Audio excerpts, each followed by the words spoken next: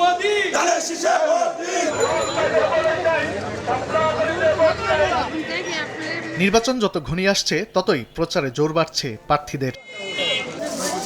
এলাকা ঘুরে ঘুরে ভোটারদের কাছে ছুটছেন কর্মী সমর্থকদের সঙ্গে নিয়ে। এই নির্বাচনী পথসভা সোমবার সকালে নিজ নির্বাচনী এলাকায় প্রচারণা চালান ঢাকা ৬ আসনে বিএনপি প্রার্থী ইশরাক হোসেন, ঢাকা ৮ আসনের মির্জা আব্বাস ও ঢাকা ১৪ আসনে বিএনপি প্রার্থী সানজিদা ইসলাম তুলি। প্রতিশ্রুতি দেন এলাকার উন্নয়নের, করেন নানা অভিযোগও। আমরা হেলথ কার্ডের কথা বলেছি, আমরা ফার্মার্স কার্ডের কথা বলেছি, আমরা ফ্যামিলি কার্ডের কথা বলেছি, কিন্তু তাদের এগুলা নিয়ে কোনো ধরনের পরিকল্পনা নাই। এদের রাষ্ট্র পরিচালনার বিন্দুমাত্র কোনো ধারণা নাই। ধানের শীষকে ইনশাল্লাহ যদি আমরা বিজয়ী করে আনতে পারি, স্বাস্থ্য সেবাটা নিশ্চিত করার জন্য একটা স্বাস্থ্য কমপ্লেক্স বা একটা পার্মানেন্ট ব্যবস্থা প্রত্যেকটা কমিউনিটির মধ্যে আমরা ইনশাল্লাহ করার চেষ্টা করব।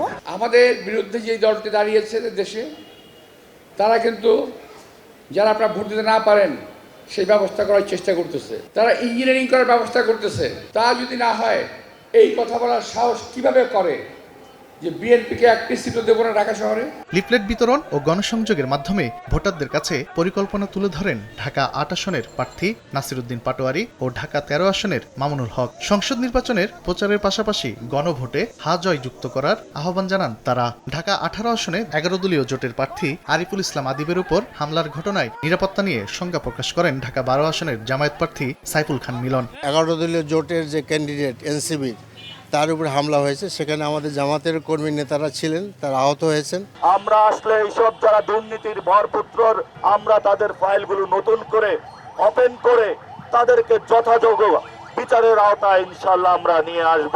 যারা জীবন দিল, রক্ত দিল দেশটাকে ফ্যাসিবাদ মুক্ত করার জন্য, সেই শহীদদের প্রতি যদি ভালোবাসা থেকে থাকে তাহলে গণভোটে সবভাবে হায়ের পক্ষে থাকেন।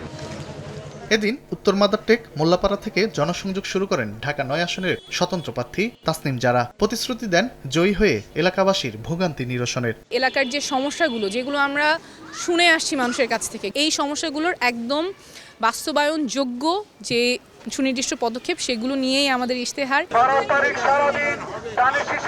আগামী ১০ ফেব্রুয়ারি পর্যন্ত চলবে ভোটের প্রচার, আর ১২ ফেব্রুয়ারি অনুষ্ঠিত হবে সংসদ নির্বাচন ও গণভোট।